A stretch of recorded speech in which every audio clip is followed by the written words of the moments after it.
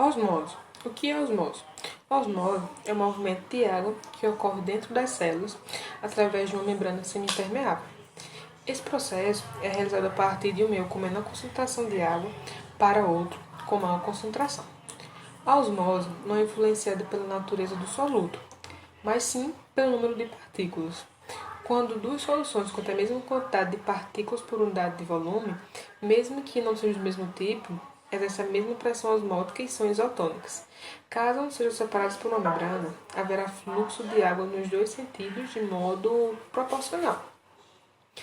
E tem três tipos de solução, que é a hipertônica, a isotônica e a hipotônica. A solução hipertônica ela apresenta maior pressão osmótica e de concentração do soluto.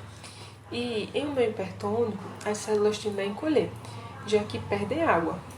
A solução isotônica é quando a concentração do soluto e a pressão osmótica são iguais, e assim atingindo o equilíbrio. A solução hipotônica é que apresenta menor pressão osmótica e concentração de soluto. Uma célula colocada em meio hipotônico pode inchar até romper, pois há movimento de água para dentro da célula. Bom, então agora eu vou falar como funciona a osmose em uma célula animal. A célula animal, ela apresenta diferentes respostas dependendo do ambiente que ela se encontra e da concentração desse ambiente. Quando uma célula animal é inserida em um ambiente isotônico, que já foi explicado anteriormente o que a água tanto entra e sai da célula mais ou menos da mesma proporção. Então, o volume da célula não é alterado. Já se a célula for inserida em uma solução hipotônica, a quantidade que entra na célula é maior do que a que sai. Então, isso muitas vezes faz com que o volume da célula aumente tanto que ela acaba se rompendo, ela meio que estoura. E isso, esse rompimento da célula é chamado de lise. Então, a célula morre, né? Já se a célula for inserida em um ambiente hipertônico, a quantidade que sai dela, né, a quantidade de água que sai da célula é maior do que a que entra. Então, isso vai fazer com que a célula acabe murchando. Por isso, né, já que depende muito do ambiente, da concentração, para que as células sobrevivam, há alguns protozoários, por exemplo, né, alguns organismos que têm umas espécies de mecanismos para evitar que as células morram. Um exemplo é o protozoário Paramecium, que ele possui uma estrutura, né, que é chamada vacúolo contrátil. E esse vacúolo é tipo uma bomba que força o excesso de água para fora da célula do protozoário. Então, se a célula estiver tão cheia a ponto de meio que romper, esse vacúolo vai expulsar a água para que a célula não morra. Então, muitos organismos têm esses mesmos mecanismos parecidos, né? Para expulsar, por exemplo, a água, para que as células não morram. Bom, então agora eu vou falar sobre o processo de osmose nas células vegetais. Diferentemente, né, das células animais, as células vegetais possuem uma parede celular que, de certa forma, vai auxiliar a célula em alguns meios, algumas concentrações, para que a célula não morra, né? Não murche ou não estoure, como acontecia nas células animais. Bom, quando uma célula vegetal está em um meio, uma solução, né, hipotônica, a água entra por osmose na célula, mas a parede celular controla essa entrada de água. Então, não acontece um rompimento da célula como acontecia na célula animal. E caso acabe entrando água demais, acontece uma chamada pressão de Turgot, onde a água em excesso é expulsa da célula. Quando a célula vegetal é colocada em um meio isotônico, não é possível observar uma grande entrada de água, então a célula fica meio flácida. Já no meio hipertônico, quando a célula vegetal está no meio hipertônico, a célula ela vai perder água para o ambiente. E isso vai fazer com que ela acabe murchando. E uma coisa muito interessante quando a célula vegetal murcha é que a membrana plasmática ela meio que se solta em algumas regiões. E essa soltura, digamos assim, da membrana plasmática é chamada de plasmólise. E essa plasmólise, ela pode ser revertida, né? Caso a célula ela seja colocada em uma solução de água pura. Então, aí a membrana pode voltar para o lugar. Como acontece a osmose? A osmose acontece quando temos uma situação em que uma solução mais concentrada está de um lado de uma membrana seletivamente permeável, que é uma membrana que permite a passagem do solvente, e desse outro lado da membrana há uma solução menos concentrada. A solução mais concentrada é a solução que apresenta maior concentração de soluto e menor concentração de água, enquanto a menos concentrada é a que apresenta maior concentração de água e a menor concentração de soluto. No caso, a água seria o solvente. Nessa imagem, o primeiro copo está sendo dividido no meio por uma membrana semipermeável. E essa membrana permite a passagem do solvente, que no caso é a água. As bolinhas vermelhas, elas são as moléculas de glicose, que é o soluto, que é o material que será dissolvido. Para a osmose ocorrer, a água vai passar por meio dessa membrana e ir para o outro lado, pois no lado que tem mais moléculas de glicose é onde precisa de mais água para dissolver essas moléculas, e assim vai ocorrer a osmose. Nesse caso, a água tende a se difundir através da membrana, indo do meio menos concentrado para o meio mais concentrado. A difusão da água ela vai acontecer até o momento em que a concentração dos dois lados da membrana estejam iguais. A osmose é um tipo especial de difusão, que ocorre através de uma membrana semipermeável com o objetivo de igualar esses dois meios. O fluxo de solvente em um processo osmótico ocorre do meio de menor concentração de soluto, que é o meio hipotônico, para o meio de maior concentração, que é o meio hipertônico, buscando igualá-las, transformando elas em uma situação isotônica. Bom, agora eu vou falar um pouco sobre a pressão osmótica. A pressão osmótica é a pressão que deve ser aplicada sobre uma membrana semipermeável, para evitar que o solvente atravesse ela, ou seja, é a força contrária à osmose. Na imagem, podemos ver no primeiro tubo a osmose acontecendo. A solução da direita recebeu o solvente da esquerda e elas se equilibraram depois de um tempo. Já no segundo tubo, podemos ver a pressão acontecendo através de um êmbolo, o qual explica a pressão externa sobre a solução da direita, que é igual à pressão osmótica, impedindo assim a osmose. Em outras palavras, podemos definir pressão osmótica como pressão externa, que deve ser aplicada a uma solução mais concentrada para evitar a diluição, ou seja, a osmose. Essa pressão ela pode ser calculada e o valor dela depende de cada solução, pois quanto maior for a concentração da solução, maior será a pressão osmótica. Isso mostra que a osmose é uma propriedade coligativa, pois ela é uma propriedade que não depende da natureza das partículas, e sim somente da quantidade de partículas dissolvidas na solução.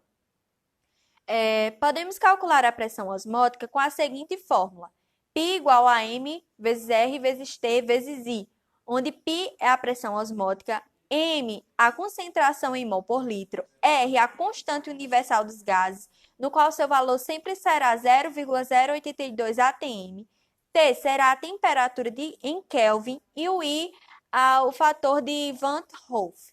Podemos classificar as soluções de acordo com a pressão osmótica, comparando os valores das pressões de duas soluções. Uma pode ser classificada em relação à outra.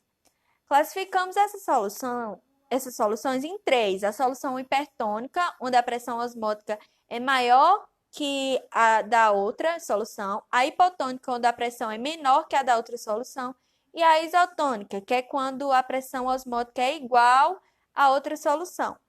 Bom, visto isso, agora vamos ver através da questão que irá aparecer na tela como aplicar essa fórmula. A questão diz o seguinte: considere que a concentração do cloreto de sódio na água do mar seja aproximadamente 0,4 mol por litro. Qual será a pressão que deve ser aplicada para dessalinar a água do mar a 27 graus Celsius, desconsiderando as outras substâncias dissolvidas, dado constante universal dos gases igual a 0,082 atm, letra A, 1,77 atm, letra B, 9,84 atm, C, 0,88 atm, D, 19,68 atm e E, 17 atm.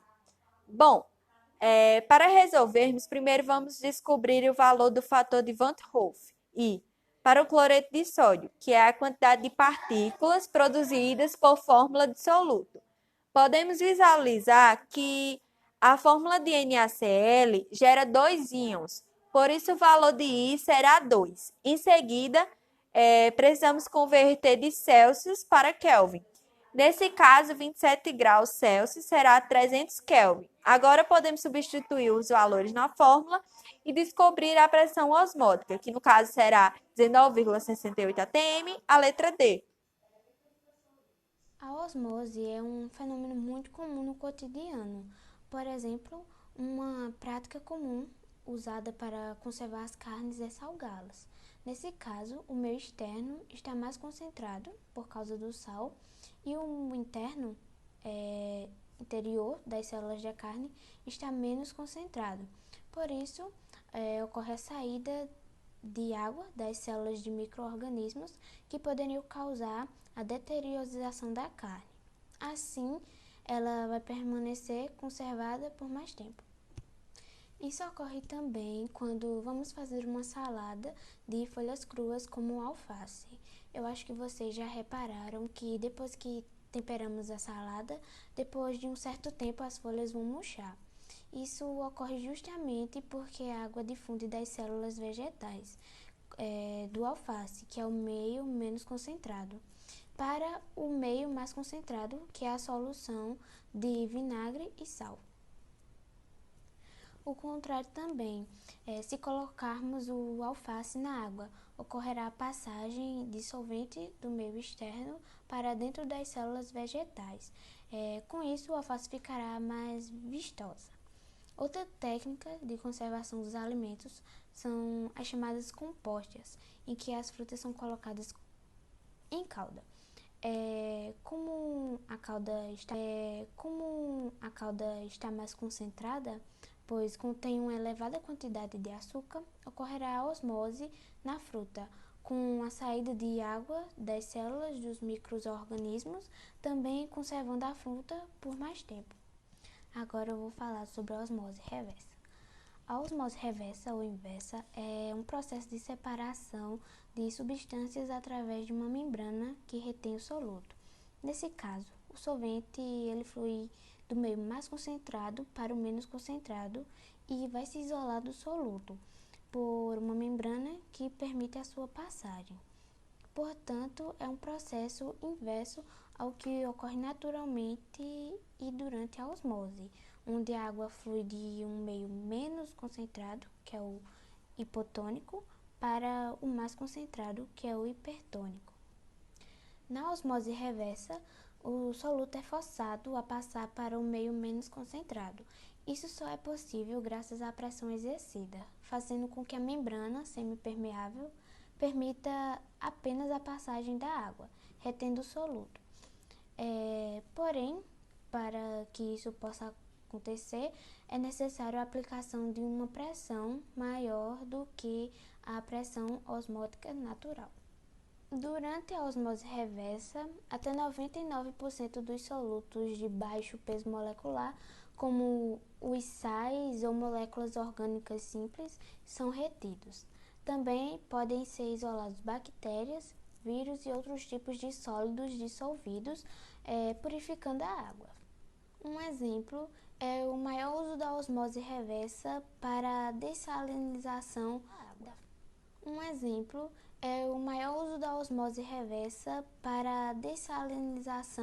da água. Do mar.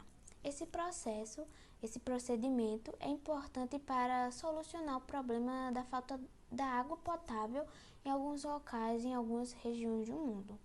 Para realizar essa dessalinização, exerce uma pressão superior à pressão osmótica natural. Isso é alcançado através de motores. Assim, a membrana semipermeável retém o soluto e separando assim o sal da água.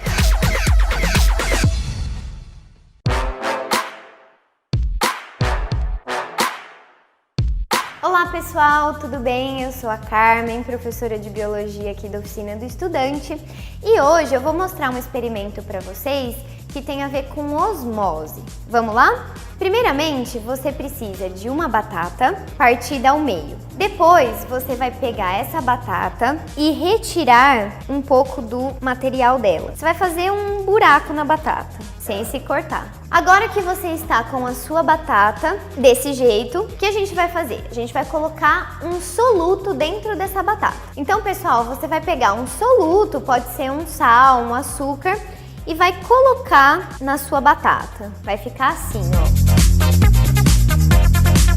Pessoal, e o que aconteceu com a nossa batata depois de alguns minutos? Olha aqui, ela ficou cheia de água. E de onde veio essa água? Por que aconteceu isso com a batata? Isso acontece por conta de um fenômeno chamado de osmose, que é um tipo especial de difusão. E nesse fenômeno, apenas o solvente se difunde pela membrana semipermeável. E ele tem um sentido, um único sentido. Ele vai sempre de um meio hipotônico, ou seja, menos concentrado, para um meio hipertônico, mais concentrado. Exemplo para vocês, onde acontece osmose. No caso das hemácias, quando a gente coloca uma hemácia numa solução hipertônica, numa solução super concentrada de sacarose, o que acontece com essa hemácia? Ela murcha. E ela murcha porque a água que está dentro da hemácia, ela sai do meio hipotônico, que é dentro da hemácia, para o meio hipertônico, onde tem maior concentração de sacarose. Um outro exemplo onde a gente observa o fenômeno da osmose é para a conservação de alguns alimentos. No caso, o bacalhau, que é um peixe. As pessoas colocam bastante sal no bacalhau para que o bacalhau perca água, e se ele não tem água, as bactérias não conseguem se reproduzir, não conseguem se multiplicar naquele meio. Então o bacalhau acaba sendo conservado. Pessoal, se vocês ainda não viram nosso vídeo sobre difusão simples, clica aqui, ó. E agora que você tem um vídeo sobre osmose, é importante vocês observarem a diferença entre esses dois processos. Na difusão simples, apenas o soluto se difunde de um meio hipertônico para um meio hipotônico, até atingir o equilíbrio. Já na osmose, você viu que apenas o solvente se difunde pela membrana semipermeável, de um meio hipotônico para um meio hipertônico, até atingir o equilíbrio. É isso aí, pessoal. Espero que tenham gostado.